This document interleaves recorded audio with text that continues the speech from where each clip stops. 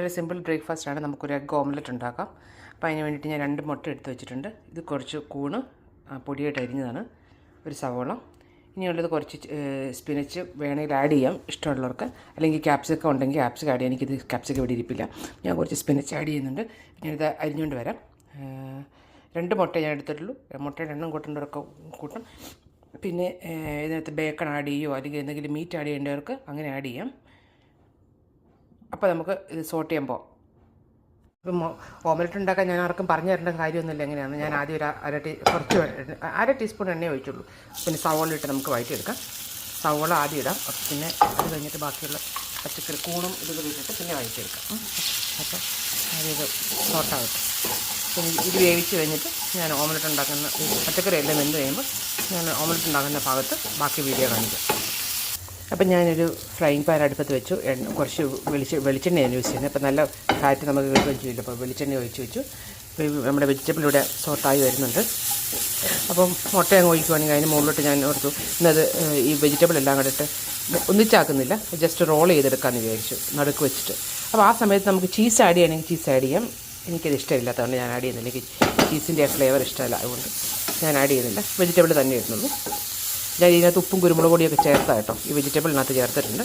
അപ്പോൾ ഇത്ര സോട്ടായാൽ മതി അത്. അപ്പോൾ അവിടെ നിന്ന് നമുക്ക് നമ്മുടെ മുട്ട ഞാനിവിടെ സ്ക്രാമ്പിൾ അടിച്ച് വെച്ചിട്ടുണ്ട്, നമുക്ക് ഒഴിക്കാം.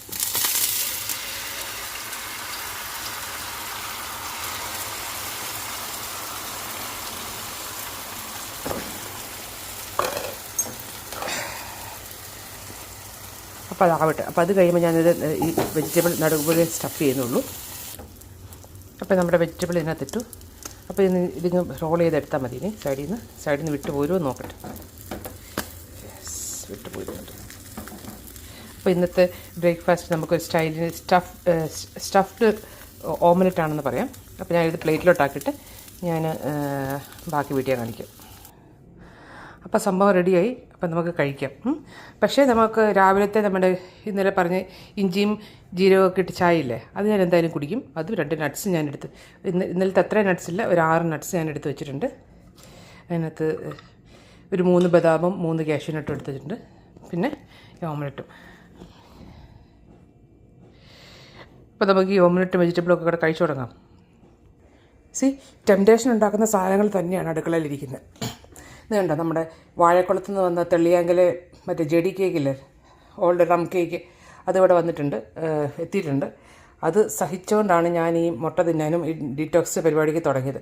ഇത് നല്ല മധുരമുള്ള ചൂരോ എന്ന് പറഞ്ഞൊരു സാധനമാണ്. സ്പാനിഷുകാരുടെ ഒരു സ്വീറ്റ് പോലത്തെ സാധനമാണ്. അതും ഇരിപ്പുണ്ട്. ഈ കേക്കും ഇരിക്കും. കാരണം എനിക്ക് ഏറ്റവും ഇഷ്ടമുള്ള സാധനമാണ് പ്ലം കേക്ക്. ഞാൻ ഏറ്റവും കൂടുതൽ ഉണ്ടാക്കുന്നതും പ്ലം കേക്കാണ്. ഒരു വർഷം എടുത്തു നോക്കിയാൽ ക്രിസ്മസ് സീസണാണ് ഞാൻ ഉണ്ടാക്കിയത്. ഇവിടെ ഇരിപ്പുണ്ട്, ഫ്രണ്ട്സിനൊക്കെ കൊടുത്തു തീർന്നു. അപ്പോൾ ഈ സാധനം രണ്ടും കൂടെ വെച്ചിട്ട് നല്ല കൺട്രോളിലാണ് ഞാനിപ്പോൾ ഈ ഡെയിലി ഡീറ്റോക്സ് തുടങ്ങിയേക്കുന്നത്. കാരണം നന്നായിട്ട് കേക്കൊക്കെ കഴിച്ചു ക്രിസ്മസ് സീസണിൽ. അപ്പോൾ നമുക്ക് ബ്രേക്ക്ഫാസ്റ്റ് കഴിക്കാം. Okay, by.